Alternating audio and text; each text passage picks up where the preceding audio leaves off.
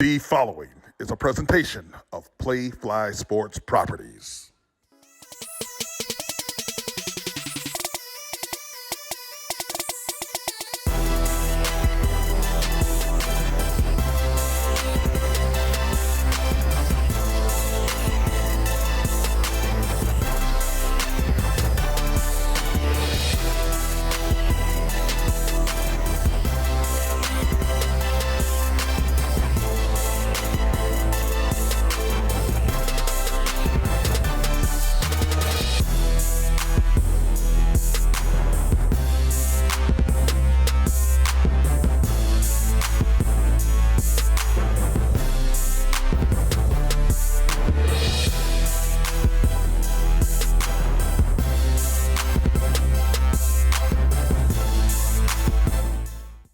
So they're going to go for this on 4th and 15. Kenneth Walker off the left shoulder, Peyton Thorne. Now Connor Hayward starts in motion left. Snap back to Peyton.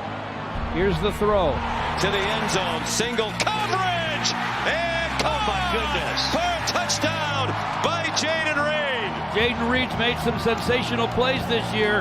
Penn State with a gutty drive. Bringing it within 3 points. So here comes an onside kick try. And falling on the ball is Jaden Reed. Here is the greatest play in football. The Spartans take a knee, and the Spartans win the ball game. Snow angels They're all making around. some snow angels here to celebrate. Hard-fought game. Well, welcome to the show. This is Sparta. I'm your host, Jason Strayhorn, along with my co-host, Otis Wiley. Today's a great day, Otis. Don't forget the socials, right? Follow us. Click on the link in the bio anywhere: Facebook, Instagram, YouTube, Twitter, even TikTok. Go to that link tree and you can find us where we can get tickets in hand. I know it's hot now for the basketball season. Everybody wants to be inside and stay out of that cold weather and get in that Breslin. Follow us and we'll get those tickets to you. We got a lot of good things to cover today, man, and we have some very special guests. One very, very, very special guest that we're going to get to right now. We're talking about a Super Bowl champion winner from Michigan State, Rose Bowl champion, Bennie Fowler, joins This Is Sparta. How you doing, Bennie? I'm good.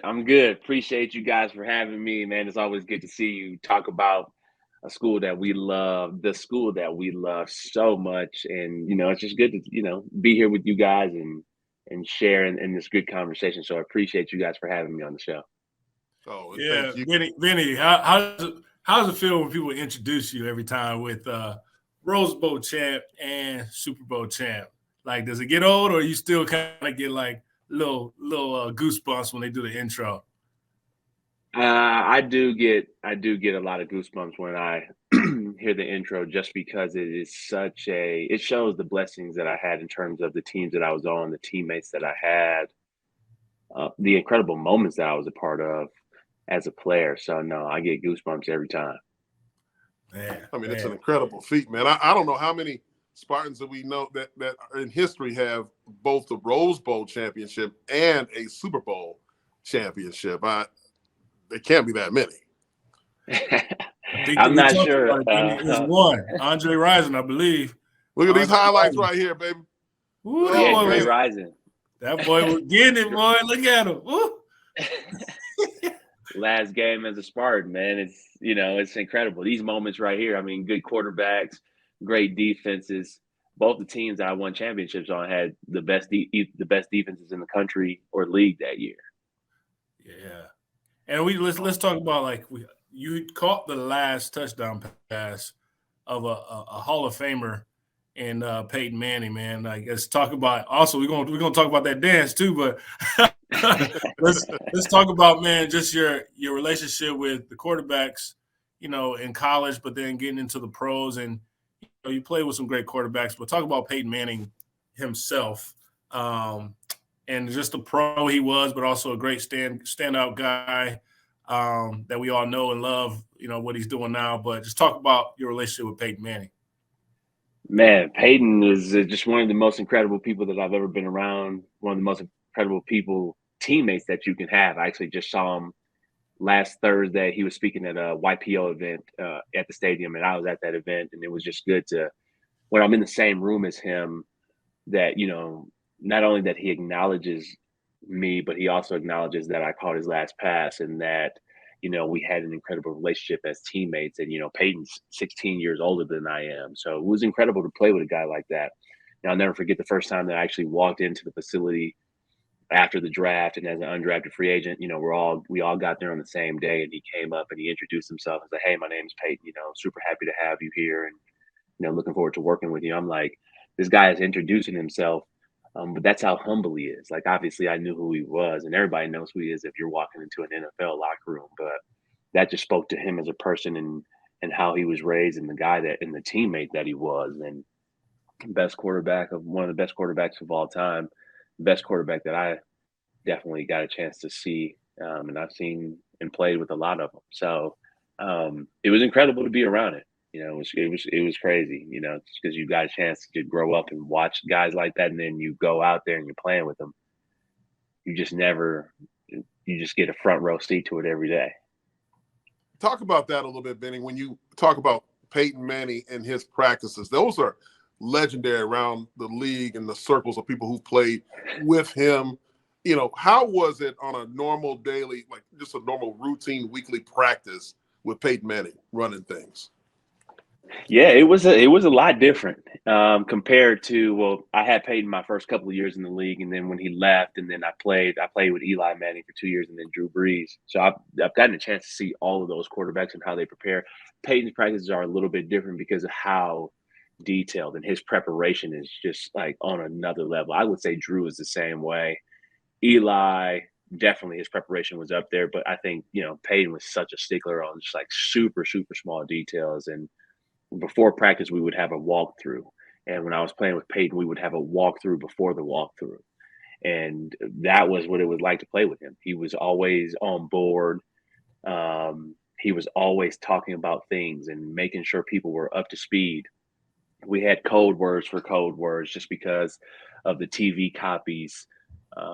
People would pick up the TV copy because the quarterbacks had the mics on, and people would try to pick up the code words. So we had code words for those code words to confuse the defense. But his preparation level and just his competitiveness in practice and then in games was crazy to see, and it was cool to be a part of. I'm going to ask what everybody's probably wondering right now. I don't know if you're allowed to divulge this, Benny, but what the hell is Omaha? Omaha means it's we're getting ready to audible. So like, hey, Omaha, the defense has changed. Either the safeties have rotated or they've split, whatever it may be. But Omaha, like, okay, we're audibling, and then the other Omaha said hut means, okay, the play clock is getting ready to run down. We're about to hike the ball. So Omaha was an audible check. But then also, hey, it's signaling to everybody else, all right, the play clock is running down and we have to snap the ball. Oh, so it wasn't a specific play.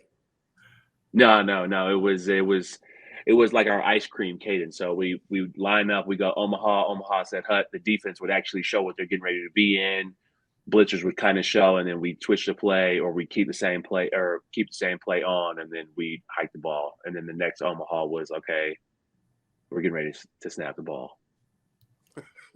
So what you're saying is we need to instill that Omaha right now on the current team playing right now. You know, it's one of those unique things is that, you know, it's easier said than done. Like, Peyton's knowledge of the game was so crazy that, like, you can do that, and you'd always wonder why, like, other teams didn't do that. Like, he's really the only quarterback who would kind of go no huddle, and we had a lot of success, and he had a tremendous amount of success as a quarterback in going no huddle. Most QBs in the NFL don't do no huddle unless they're in a 2-minute situation. You know, Peyton was pretty much always no huddle, at least when I played with him. And we never switched sides, and that made it super unique. And then we always got to see what the defense was going to be in, you know. So it was very beneficial for us. Yeah, so we know we have another, stud receiver who played with Peyton Manning and Blair White. Before when you were drafted, was there any conversation with Blair, to kind of prepare you for how to handle Peyton? Because I know when Blair was playing, there have been times where it's caught on screen, where on TV on the game that Peyton's ripping Blair a new one, right? Like he's going after him, but it almost felt like he demanded excellence and, hey, you need to know what you're supposed to be doing. But like, was there any conversation pre-context before you truly like stepped foot into playing with Peyton? No, I never reached out to Blair about it. I think it was a totally different situation and scenario. Even just knowing Peyton now and hearing him talk about the person and leader he was in Indianapolis is totally different than the guy that I saw in Denver. And I never reached out to Blair about it because I got the chance to see it like live and in person, like literally from day one. The first meeting that we actually had as a team, we were rewatching the first half in the first quarter of the Seattle game, which is the Super Bowl they got blown out in. So I came following that year. And that's the first actual meeting we had. And I got to see him interact with people right then and there. Like, hey, what's the protection here? And nobody answered him. And he's like, hey, what is the protection here? Am I the only idiot who messed this up? And I was like, oh, is this the league? This is the NFL now? And I was like, okay, like now, like we are up and running. So that was like the first time I actually got a chance to see that. So I never reached out to Blair because I was like super nervous after that. I was scared to like do anything. Yeah. Well, go ahead, sir. No, I mean, I'm listening. No, go ahead. Yeah. I mean, let's. I mean, you're a state Michigan born and raised guy, right? State of Michigan. You went to the luxury. I would say luxurious Detroit Country Day because y'all had it all, man. You had it all, but obviously, guys that came out of that school, people forget you was also all-state hooper. Like people forget, man. To my opinion, you could hoop better than what you can do in receiver, but you might say something different. But talk about when your recruiting process with, Coach D coming and recruiting you, and then you making that decision to go to the green and white. I'm sure you had other choices to go to as well, but talk about your process and why you chose Michigan State coming out of Detroit Country Day, and what you put on the board in a high school career leading into college. Man, I chose Michigan State because it aligned with who Coach D, their staff their values aligned with my family's values in terms of discipline. The jerseys earned, Coach Manny, Coach Treadwell at the time, and then eventually Coach Samuel later on in my career. Those are people like who pushed me to be a better person, be a better man, and help me understand and navigate life. And I think, as I was coming out of Country Day, that's what my parents were looking for, and that's what I was looking for. Where's a place that I can succeed, and why Michigan State? Mandy Chandler always asks me, or says that when I do come back to Michigan State, she said, I asked her that on my visit. I was like, why should I come here? And she gave me an incredible answer, and I think it's just who Coach D was, and that's one of the most important things is he was authentic. He wasn't hiding anything. He never promised me anything. He did say your class is going to be the class that takes us to the Rose Bowl. But he never promised me playing time, and he never promised me, you'll get this, you'll get that. And I appreciated that. Like you're going to come here and you're going to have to work in order to get on this field. And, it just speaks to who he was as a leader, the staff he put together and the continuity in the staff. And it was off and running from there. I think that's just one of the most important things coming out of Detroit Country Day. You do have your options in terms of academics. I was a 3-sport athlete. I didn't have that many offers in basketball, but Coach D talked about an opportunity to play in front of 75,000 people every Saturday. And, I couldn't pass that up. And then I also had Chris Rucker and Andre Buford, who were Country Day grads, already on the team. So it was cool to have people that I had, relationships with in high school, speak very highly of the program and what was going on there. So it was one of the most incredible things that ever happened to me. And I wanted to beat the school down the road with the way they treated me in the recruiting process. And, that happened in my time there, 4-1 against them. So, and then 2-1 against Ohio State, I think, beat every team in the Big Ten or have a winning record against every Big Ten team and able to dominate as a team my entire tenure there. He said that. So he said that so humbly about beating that team down the road and Ohio State, because not that few of us in Spartan in our Spartan's career can say that, right? And so that's good, man, to see. I know Chris Ruck, man, little Ruck got after it too. So that's what's up. Well, I want to know about the recruiting process. What happened with Michigan down the road? What'd they do? So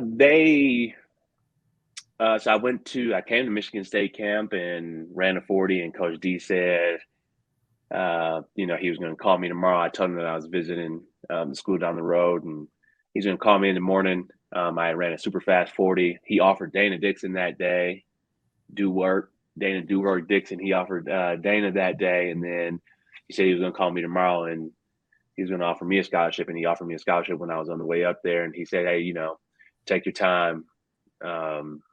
He definitely didn't want me to commit there, but I was going on the visit there, and just the way they were just kind of treating me on the visit in terms of, if you don't come here, it'll be a mistake, and, our alumni base and what we can do for you life after football, as if I didn't have my own connections or personal network, or as if I needed a handout or something from them to be successful. So I committed to MSU right after that, leaving the campus. I was like, yeah. So, it's just crazy. So arrogance in recruiting is what you're saying. A little bit sounds like. Yeah, it was crazy. And they were going to give me a platform to be successful, as if my parents didn't already give me that, and as if you can't build that, regardless of where you go to school. It's more about who you are as a person, not your actual where they say you went to school. So yeah, it makes a lot of sense. You talking about Detroit Country Day, JU, who's our co-host, who's not with us today, he's a Buffalo Bills alumni. They were in town on Sunday. They have a game on Thursday today, and he said that they couldn't find an indoor facility to practice at. I said he needed to call Benny. You could have hooked him up with Detroit Country Day. Maybe y'all got the indoor facilities over there. Yeah, we did. Yeah. They could have stayed in town. They didn't have to go back and forth and rack up those airline miles. But, talking about, there's a rumor about you, Benny, around campus after your Rose Bowl season, that when rings were distributed, that there was one teammate of yours that did not have a ring. Is this true, that you gave up your ring to, I believe it was John Jakubiak? Jakubiak, yeah, John Jakubiak. It wasn't the Rose Bowl. It was ring. Big Ten. It was our Outback. Either it was Outback or it was Outback Bowl. You got a lot of rings. Yeah. Look, he's like, which ring? Yeah, and he didn't get one, and it was just one of those things with those transfer rules. So I wanted to give him mine, and he deserved that, for all the hard work that he had put in. And I was hurt that year and didn't do much playing or practicing, and I think John deserved it with the work that he put in and giving an incredible look and just who he was as a person. So he deserved that. So I gave him my ring because he deserved it. And I want him to feel a part of the team, and that's who we are at Michigan State. So, that's what a team is all about, and helping people feel a part of the team. Yeah, that speaks a lot to your character, Benny. I mean, that's incredible. That's a selfless act. A lot of guys, that are in the same position, I'm sure would pass up on a situation like that, and that really speaks to your character. I want to talk about the background of where you are right now. I see a nice little Lombardi trophy behind you. And yes, Yes, sir. Hey, look, we had Drew Stanton on here. He brought out the ring. We got to see the trophy up close. Can you just hold the trophy? Is that possible? Oh yeah, I can grab it real quick. I can grab it just real quick. Woo wee! Look at that. That thing glistening came. Woo! Man, it's incredible, man. Hey, man, that's picture perfect. That ages well, doesn't it? It does. It does. It's one of the best trophies in sports. I remember holding it on the way back from San Francisco and just crying. I couldn't stop crying because it's like, people as an undrafted player, you read the articles of why you weren't drafted or things that people said about you, or even some of the struggles that I had at Michigan State and catching passes and dropping balls and, and some big moments and sometimes not playing at the best of my ability. And people would have never thought that I would have got there, and to hold on to that thing and then catch Peyton's last pass. And you don't just get that. Like, you have to work for all of that. And to achieve that was incredible. Oh, there's no question. You got to work for it. So that happy dance when you caught that pass, is that what that was? That was like a mixture of the Tootsie Roll with slash. No, that was Billy White. That was actually planned out. So as you can see, mostly everybody on the field has a little bit of blue in their shoes. It has blue socks on. I have on white socks. I'm the only person with all white socks on. I took the fine, but I wanted to do the Billy White Shoes Johnson dance. That's something that I saw on the Cosby Show, and I know he was a great receiver. So I wore all white. Everybody else had on blue socks, and I wore all white socks to kind of stand out. You're playing in the Super Bowl, so I wore all white everything, and that's why I did that dance. Man, so look, that's the mastermind of the science behind it, man. See, people didn't know that one. Especially the young boys. See, that's for the old Billy White Shoes Johnson deal right there. No, yeah. I respect the game, and I respect everybody, and that comes from that Pops. has always stood out. Pops raised you right, man. Shout out to my dad. For sure. It's Bennie Fowler Sr., right?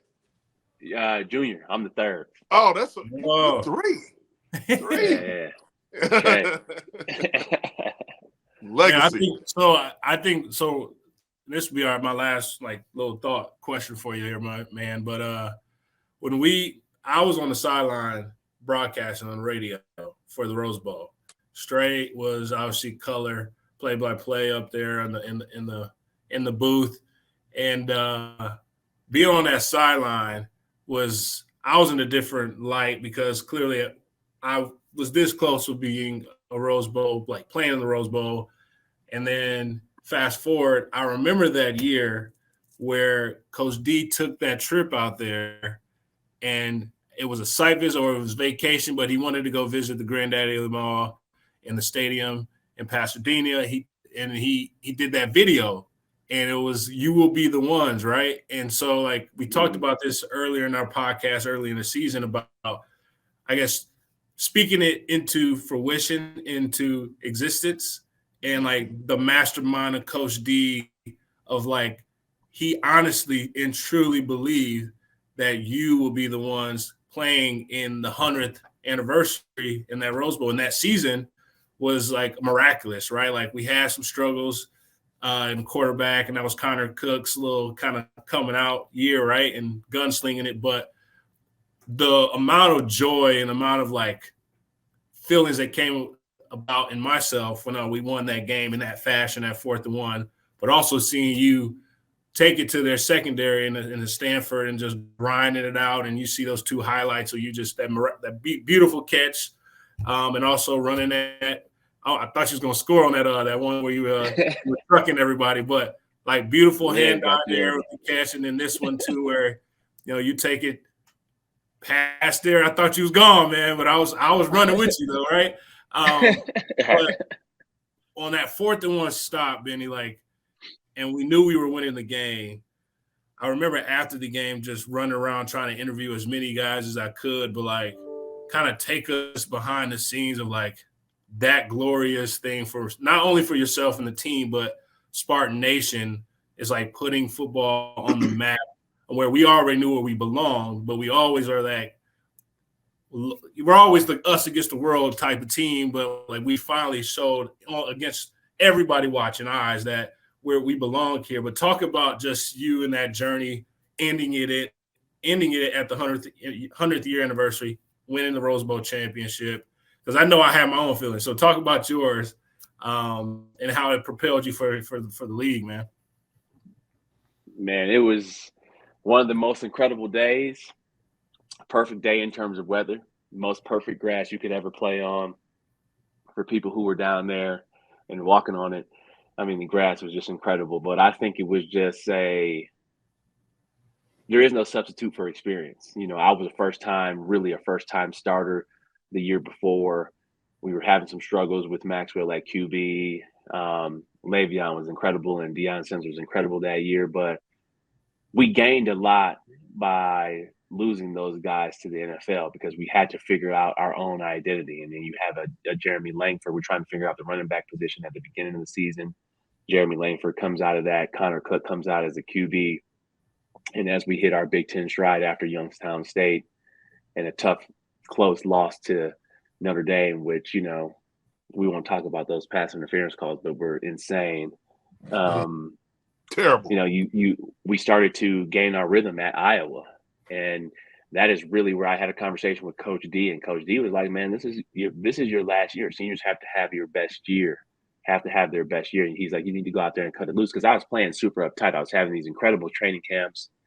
And then I would come into the season and I would try to play perfect games. And he was like, there is no perfect game. Like, just be yourself. Like, go out there, have fun, and have joy. And you can see myself in the Iowa game for the first time, really letting my personality out in terms of who I am all the time, like off the field and in practice and in different environments and situations. But our defense is the one who really gave us a lot of confidence. We knew they were going to close people out or hold people to a certain amount of points. So we could go out there. We were going to have plenty of opportunities to score. And Connor was just such an incredible, you need a quarterback like that who was just like, you know, Connor really didn't care. Like, you know, like, okay, I see cover one.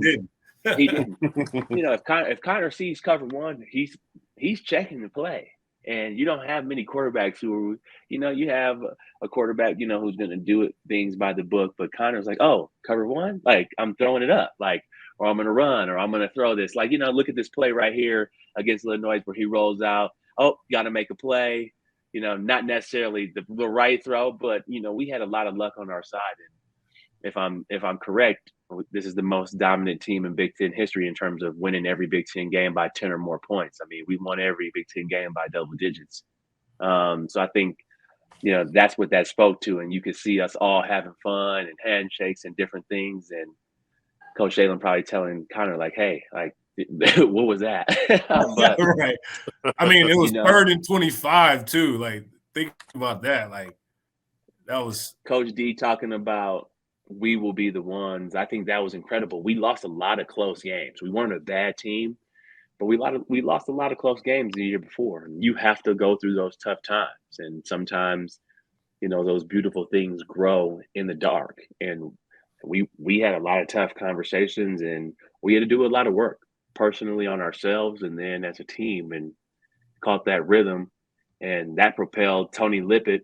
You know, we went from having, I don't know how many drops a year before, to winning the Rose Bowl. And then Tony Lippett wins Big Ten Receiver of the Year. And then Aaron Burbridge wins Big Ten Receiver of the Year. And those are the same people that were being questioned in terms of, including myself, of like, can these guys really play? And we all go to the NFL. So more than, you know, right up there with those Ohio State guys. You know, they were first round picks, but we're all still in the league. And, you know, that speaks to who we were as people in our team.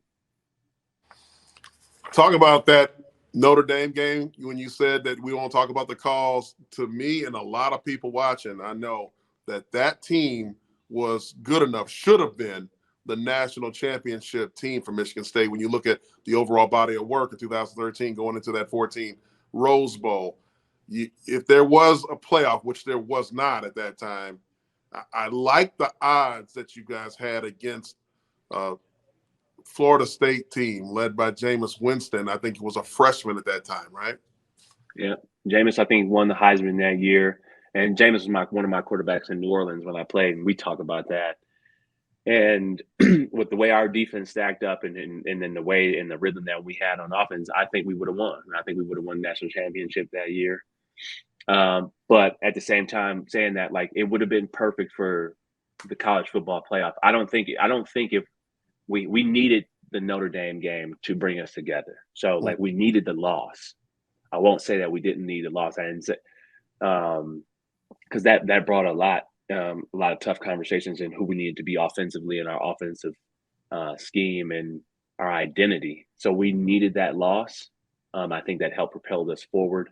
But if it's a college football playoff, I definitely think we come out as number one. Yeah, definitely going to be in the top 4 in that situation.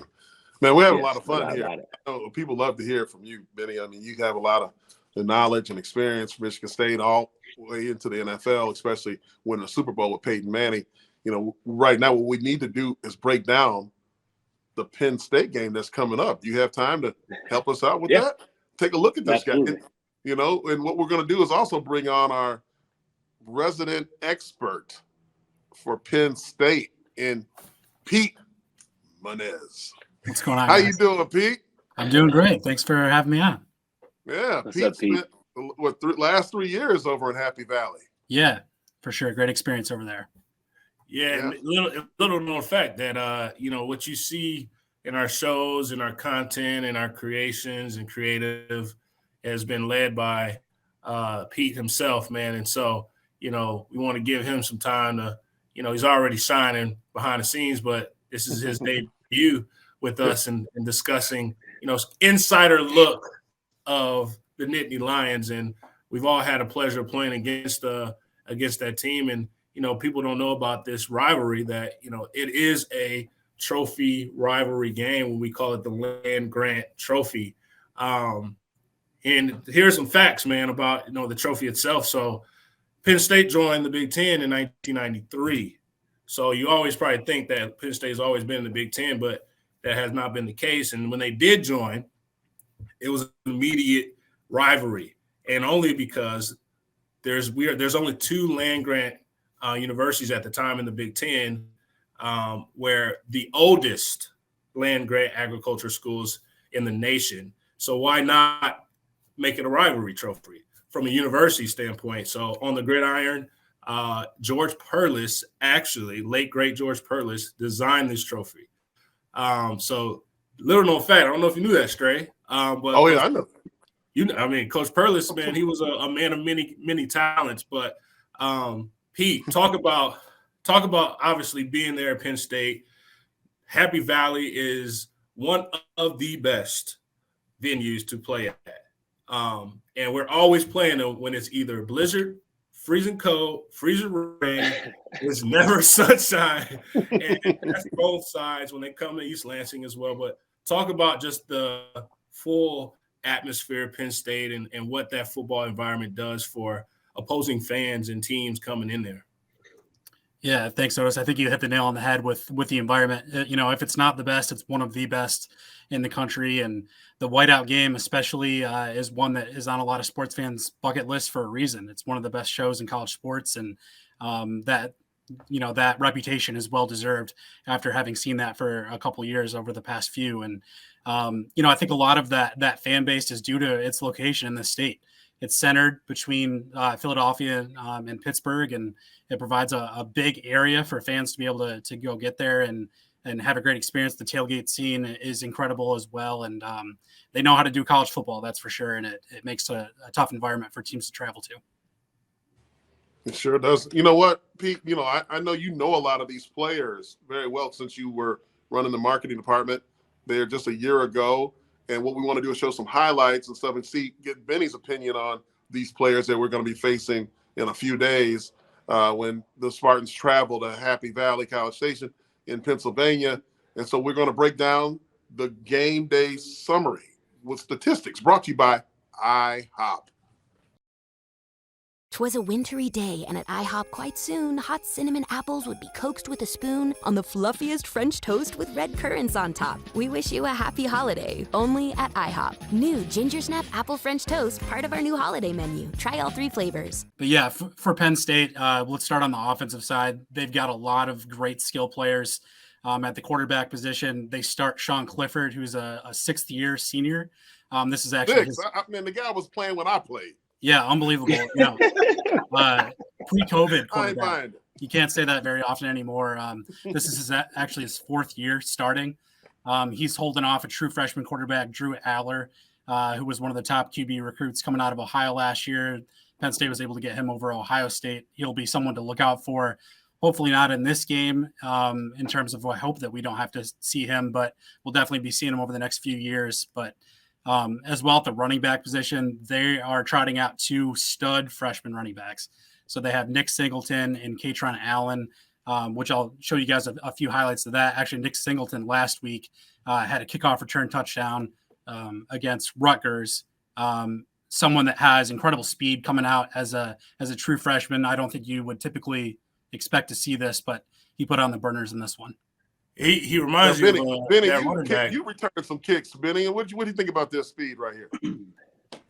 I think that's incredible speed. I didn't break away and score any, So, no, I think, if you can return kicks in college consistently, that's definitely a sure way to get to play at the next level. And field position is going to be key in this game.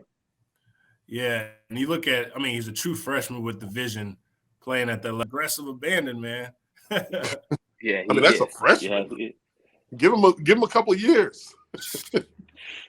Saquon hit the ground running. Well, and it's not only just Nick Singleton too. They've also got Katron Allen, who's another freshman running back. I wanted to show one of the highlights of him last week against Rutgers as well. Someone that can not only has the speed and burst, but pushes the pile. Getting into the end zone on this one, pretty incredible power from a freshman as well. Yeah. It's like, how do they get these boys to come play in the cold in the state college, man? Like, one thing that we talked about, as we were preparing for this was Penn State historically always has a stud tight end committee. Like, these guys always have guys that can run routes. They kind of give you that mismatch exposure on the slot side. They also block, man. Like, look, and then we talked about this, and Pete brought it up. Like, this is the same play that you saw the Spartans try to do against Michigan, but didn't check to it. Then we try to do it against the following game of playing against them, and we missed that target with Peyton Thorne. But like these guys look like they can go play defensive end and linebacker as well, and they always are nasty.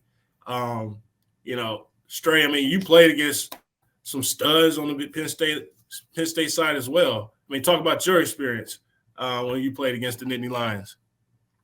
Well, I had 2 experiences with the Nittany Lions. One, they were 4th ranked, coming to Spartan Stadium undefeated, and we had an up and down season that year, and that's a year that we put it on them, man. We hit them, I think, 49-14, had 2 running backs over 200 yards. That's still an NCAA record for an offensive line because we take credit for that, but it just says 2 running backs over 200 yards. Mark Renaud and Cedric Urban, both. We tossed them around that day. And then the next year, they had guys by the name of LeVar Arrington and Courtney. They had some guys. Okay, I think they had like 3 players drafted in the top 5. It was ridiculous. A lot of talent. We go down to College Station or State College, excuse me, and they returned the favor for us. Right? It wasn't good. So they always have athletes, man. They do, but it's been pretty even when you look at the series. Right now, it's 18, 17, and 1 for the 37 years. This is the 37th game for Michigan State, Penn State, and Michigan State holds a slight edge: 18 wins, 17 losses, and 1 tie. So this is one of those pivotal games right here. A year ago, we had our way in East Lansing against Penn State in the snow. I know Jaden Reed had a big day, back shoulder throws, doing what he normally does. but he's going to have a monumental feat just like that and then some. You need a lot of players from Keon Coleman, all the receivers to step up. Trey Mosley, a guy who did decide to come back for his another senior year. We're going to see a lot of that through this COVID era, guys coming back.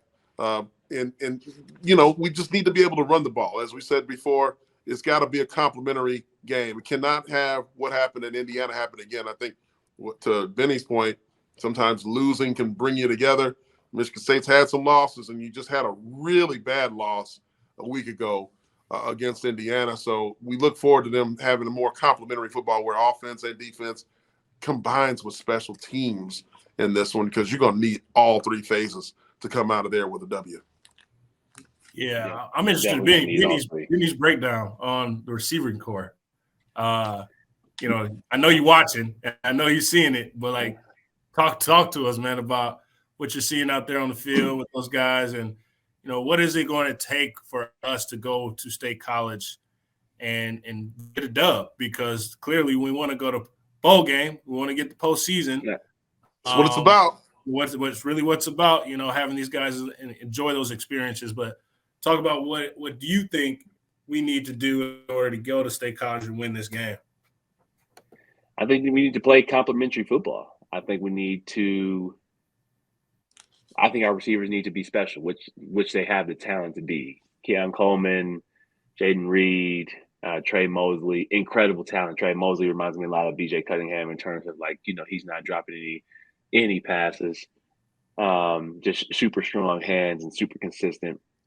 Jaden Reed, just gotta be, who we know he can be, which is a leader of this team. So taking some of the plays that you don't think are going to go 70, 80 yards, making those big special plays.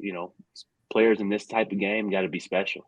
I think about the last time that, I played at State College and we played Penn State. BJ Cunningham had 2 touchdowns in that game. He was special. Like Kirk Cousins hit him it was a corner blitz. Kirk Cousins hit him on a check and for a touchdown, and then we ran double post and Kirk Cousins hit him around the money for a touchdown. So, we're going to have those type of special plays. Have to have complementary football. We're going to have to run the ball. It always starts up front, and that's one of the things that you guys were just talking about is that, Penn State always does have some players, and they're known for their tight ends. They're known for their linebackers, So we're going to have to make some plays, and we're going to have to be special, especially if we want to play in the postseason and get to a bowl game. Yeah, talk about those big plays. Like Benny had a bunch of those. You had a lot of plays over 20 yards in your career at Michigan State. I don't know. I think you had like 20-plus catches for over 20 yards. I mean, you were a big play man. Yeah, you got to make plays, and shout out to my quarterbacks for making that happen. But yeah, that's what we're going to need, some of that this Saturday, and that's going to be important. But they should go enjoy that if they haven't played there. It's one of the best stadiums in the Big Ten. It's like one of the first times that I actually got a chance to experience. From the outside, it looks like a pro stadium with how big it is. You have the typical Big Ten stadiums, which are, more vertical, similar to ours, but that actually looks like a pro stadium from the outside. And then when you're in there on the inside. So got to go out there, got to play together. Don't point the finger and just take it one play at a time. But, what do you want to be known for? These seniors, don't let this be your last game. That's right. Yeah. There you go. Don't let it be your last. I think we have a couple of highlights, don't we, Pete, of the defense?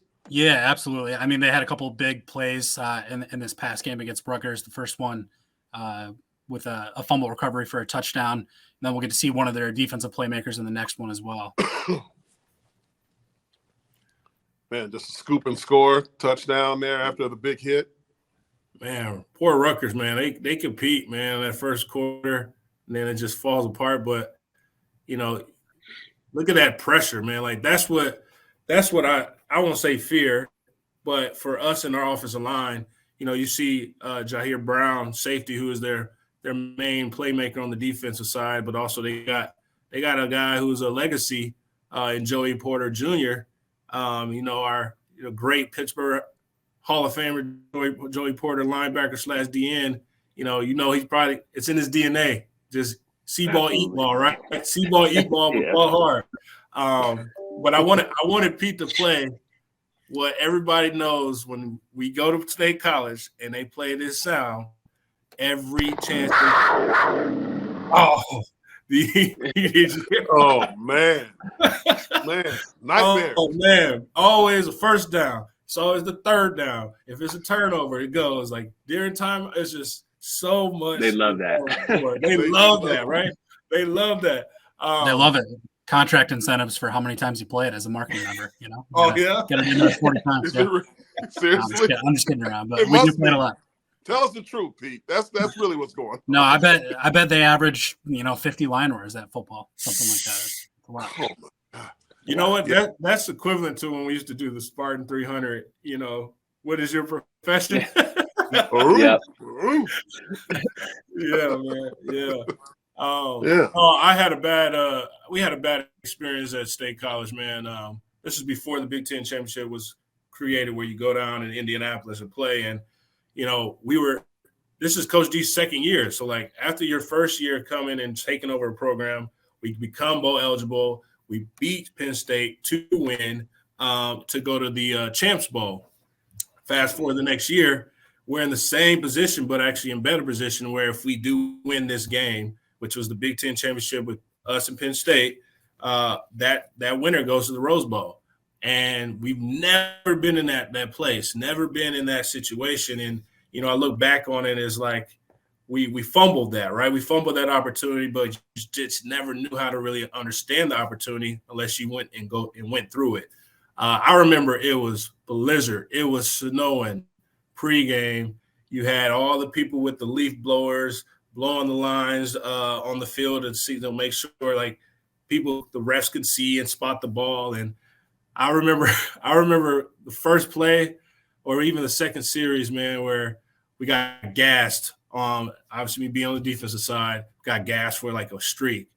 And I remember Johnny Adams and us going on the sideline with those warm benches, and it was just like, bro, it is extremely cold. Like we were thinking about the wrong things, the elements, right? It was like I can't feel my toes, I can't feel my hands, and nothing was going for us, man. We weren't playing complimentary football. To Benny's point is you got to go in there and play complimentary football and mistake-free football in order to even have a shot to play in, because the atmosphere in itself is a disadvantage, because I assume they're going to go all white out.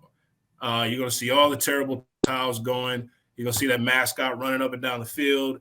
The whole engagement of the atmosphere really is could be really scared. You can be scared when you run on that field. And so I think the opportunity for us is let's play ball. Let's have fun. It's the last one. Win or lose, we need to go out and give it our best. So when we walk off the field, there's no regrets. And then we can go and get ready for off season, even if that's going to a bowl game or turning the page for next season. Yeah, well said there, Otis. And while you were on your soapbox, that we did get breaking news that there has been 7 players now charged in the tunnel incident at the University of Michigan, the game that happened a few weeks ago. Looks like prosecutors have charged 7 players, including Jacoby Windman, with like a felonious aggravated assault. We'll get more details to you. I know there's a tweet that has been sent out that we may be able to insert here to discuss this, further. We have to be able to digest it, but we just want to make sure that everyone knows that the 7 of the 8 players have now been charged, 2 of them with a felonious level, and then 5 more of the misdemeanor level of assault for Michigan State. So that's been a question for everyone. Everyone wants to know what's going to happen with those 8 players and how are we going to move forward. And well, now, guys, we have something from the prosecutor that says, on the eve of Thanksgiving, mind you, this is coming out. So there's tough times for those players. Yeah, man. I think all I can once you told that news is, I immediately just start praying for those guys, man. More so because the emotional roller coaster that comes after the act, and you can play this thing over and over again, and you just praying for their mental state and their health of just battling through, because obviously it's a mistake that I'm pretty sure that they would love to take back and not happen. And so praying for them, man, because right now I probably can feel that they can feel at the lowest right now. And so, let's wrap our arms around them and supporting them and getting them back to the good graces. But, that's all I can really respond to when you said that news where, one, it all could have been avoided by operations and facilities. As you know, I'm very gung-ho on and understanding that this could have been stopped right there. But our guys did it. And now it's the effect of the post effect. And so, obviously we'd like to turn the page on. I think the guys internally and the team has gelled together to kind of, like I said, next man up mentality. And they would like to get over this now, but it's disheartening, man, to understand like these guys now, have a record because of stuff that truly could all have been avoided, in my opinion. Well, definitely don't have a record yet. They haven't been convicted, but definitely charged is where they are right now. So there's more. I said potentially. My bad. Right, potentially charged. But potentially have a record for this. It is heartbreaking to see it go to this level when you know that these young men everyone's still in uniform, for crying out loud. Everybody was still in uniform. This isn't a street fight. This wasn't anything that, we've talked about this a lot. Obviously mistakes were made on both sides. So now it is in the hands of the authorities. And this is going to set precedent going forward for any other fights that happen in the course of a football game or in a basketball game. Then they have to have the same energy. This sets precedent. No one charged Juwan Howard a year ago with assault, which that was clearly assault. But now, Washtenaw County is doing that very thing. So this is where we are now, guys. Once that Pandora's box is open, you cannot close it and go back. So sad day for athletics in general, especially at the amateur level, for college football as a whole. Definitely. Well, I want to transition to a good note to end on. I have nothing to say about that. Well, right. I know our guy, we always talk about when we bring guests on, Benny, former players, is letting Spartan Nation know, what you're currently doing now. And also we want to highlight your book that you have released at Silver Spoon and just kind of talk through that, but more so like let Spartan Nation know and all the viewers what you're currently doing now, and about the book and the release. Yeah, I released my book in 2020, Silver Spoon: The Imperfect Guide to Success. I wanted to share. I don't have the typical athlete story that we always hear, and I grew up in the suburbs and went to private school, but that doesn't mean I was going to be given the scholarship to Michigan State or have a chance to play in the NFL. And I wanted to share my success principles that I thought led me to that moment, or led me to the moments that I've had in my life and my career, but then also the stories of the Darquez Denars, the Draymond Greens, the friends that I have who didn't grow up like me, but have reached incredible heights, and people that I learned from and what they and how they see success. So I wanted to write that book, and currently right now advising entrepreneurs and C-suite executives in terms of their leadership, and then also how they show up in the world and plugging the gaps and creating an ecosystem for them to be successful. So advising business owners, advising entrepreneurs, and looking to be more involved in Michigan State and Michigan State athletics and helping that program grow as well, because Michigan State athletics helped me grow into the person I am today. And my purpose is to help people live and lead into their full potential. Oh, that's beautiful. Amen to that, man. Yeah. Hey, I can't. We got to ask you, how's Day doing? I know you have a great friendship with Draymond Green. How's he doing? I mean, he just got elected into the Hall of Fame at Michigan State, came back and gave a beautiful speech, actually named you in the speech. So how are things with him? Things are good. When you're a 4-time NBA champion and doing incredible things are good. So he's good. We were actually just talking maybe thinking about flying out to LA and doing Thanksgiving with him at his house in LA. But he's good. He's in a really good place in terms of his leadership and trying to lead this team to a 5th championship, which is crazy to say. But trying to lead a team to their 5th NBA championship. So, it's a big feat this year, but I'm there to support him, and he's doing good. Yeah, and then I know we coming up on our time here real quick, but with NIL, Benny, and most of our players and student athletes they're considered entrepreneurs when they're getting deals, but they may have their own businesses or own brands that they're trying to push out. Have you came across any student athletes that may need some help in coaching, through the NIL space, or how they get their brand and become, a true entrepreneur once the cleats or the jerseys hung and they're done? Yeah, I think I haven't talked to any current student athletes about it, but I know they definitely will need help. I know people who have been in business for 25 years who still need help. Right. We all need help. So I don't think that ever stops.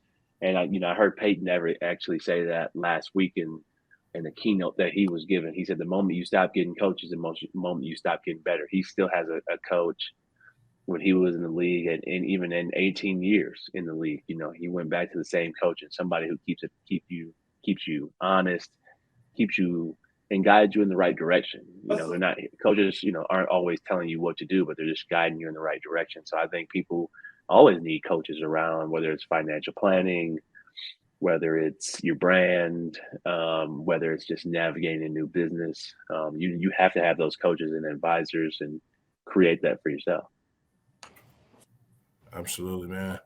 Well, look, we can talk for a long time. From a standpoint, we carved out some time for us, man, and I greatly appreciate you showing us what true Spartans are about. Once we're hang up the cleats and get out to the community and become productive citizens, right? And I always had mad respect for you, my brother.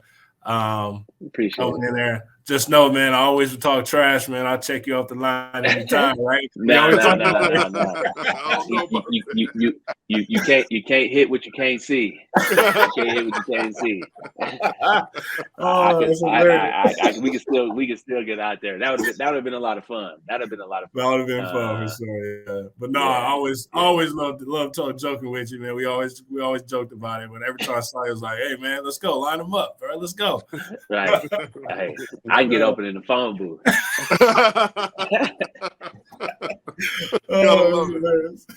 Gotta love it. No, appreciate the time, Benny. Really do. Thank you for joining us, man. You're just an incredible story. Everybody at Spartan Nation is super proud of you. We are definitely proud of you. Keep doing what you're doing. And man, I might have to talk to you about that Thanksgiving dinner. You're gonna be on my way. Yeah, we'll link up. Hey, talk to me. All right. Hey. No, man, appreciate you. All right, talk to you later. Appreciate you guys. All right. Otis, well, man, hey, that sums it all up, man. A great Spartan right there, and Bennie Fowler. Special thanks to him. Our heart goes out to the 7 players who've been charged for this tunnel incident, obviously. But hey, now we know what the facts are. We have to deal with it as it comes and move forward. That's the only thing we can do. Also, special thanks to Pete Menez, who came on, giving his expertise. Appreciate that, Pete. I think that's a regular segment now moving forward, man. He's got it. He's got it. Pete doing it. Appreciate the time again, Otis. I know you've milked this thing pretty dry as far as where we are with Penn State. We know what needs to be done. 5-6 right now. Need one more win in order to be bowl eligible. Got to get there, right? Got to make it happen. Absolutely. Got to make it happen. And even if it doesn't happen, right, we got to play these guys tough because there's still potential opportunities to get a bowl invite from some of these committees, right, because of our strength of schedule. So, there's some things out there, right, that, you see the numbers, and we had a tough schedule, man. We had a gauntlet of a schedule. So, but we also didn't win the ones we were supposed to win.